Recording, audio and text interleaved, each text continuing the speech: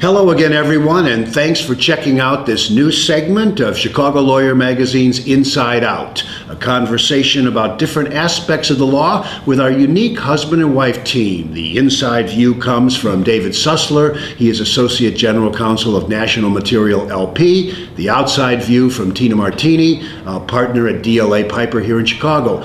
I'm your host, Andy Shaw, President and CEO of the Better Government Association, and today's topic is reinventing yourself.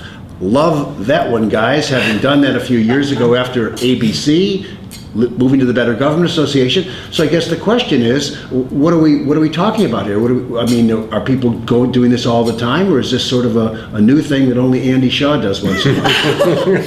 I would say it's something that people do, I wouldn't say frequently. I think when you look at a person individually, they maybe do it once or twice in their life. When I think of reinventing yourself, I think of a pretty significant transformation and adding to your skill set and your repertoire, so to speak, in a meaningful way, creating something that really wasn't there before, at least skills, some of which may have been there before but haven't been quite pulled together in the way you're pulling them together. But a reinvention sort of suggests that the old way wasn't working, and I'm in both of your cases, the old way is the new way, and it's been working. So go ahead, David. Well, that's only one aspect or one reason to reinvent yourself.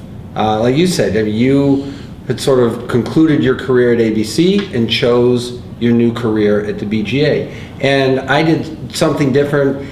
Right. I started, my career as a personal injury attorney. I decided it wasn't working for me and had to figure out what's next. So I reinvented myself as a general business in-house attorney. Now, I have taken on different roles with different companies as I have progressed in that realm and reinvented myself in a way that was very intentional. It is working, but more along what Tina said, I want to take on new skill sets. And you have a new and bigger role at the law firm in charge of an entire practice. So I guess there have to be a few things that you have to do differently, which I guess could be called a reinvention of sorts. Yes, and I would say just to sort of finish David's thought and then to move to that is that sometimes when you reinvent yourself, it's something you choose to do on your own. Sometimes it's something that's inflicted upon you. For example, when you're with the recession and so forth, some folks found that their practice area completely disappeared. So it was a matter of survival to reinvent themselves. And on the practice group front, you're absolutely right. And what's interesting is that having had the role within the group as the vice chair of the Chicago IP group at the firm before, there were a number of things that I'd already learned in that role, or at least to become privy to.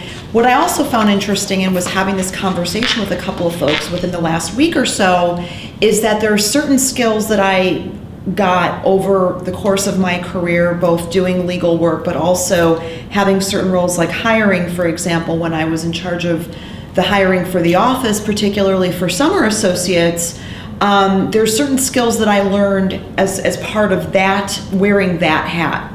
And what I found is from an HR perspective, as well as just from a staffing perspective and so forth, I find myself again drawing on that skill set in a way. So getting back to my comment that sometimes when you reinvent yourself, you're pulling stuff from your past as well as creating skills by learning things in the present. So it's sometimes it's proactive, sometimes reactive. Exactly. In the case of a promotion to a bigger role, it's proactive. Right. If you lose your job or you lose your practice, it's reactive. Exactly. And what are the key? Okay, go ahead. Well, I just want to add also, we're talking more about, these are sort of outward looking and maybe more apparent to the outer world, but sometimes, and I think a large component of it, is an inward looking reinvention of oneself, such as, for example, you take on a leadership role. And when I took on the presidency of the ACC board, I may not have looked at myself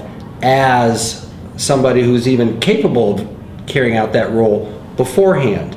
So it requires me to re-examine myself and reinvent myself as the president of the board so that I can do it. And then I realized, okay, I'm taking on a new skill set, but it's sort of an internal reinvention of what I think I myself am capable of. Well, having done it, both of you, in different ways, is there a little checklist of right and wrong, do and don't?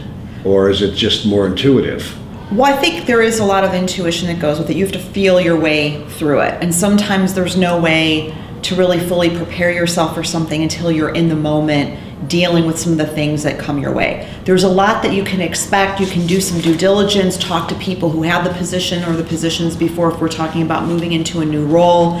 You can talk to people who interfaced with that leader or that person who has held the role to get a sense of their impressions and what works well and what doesn't work well.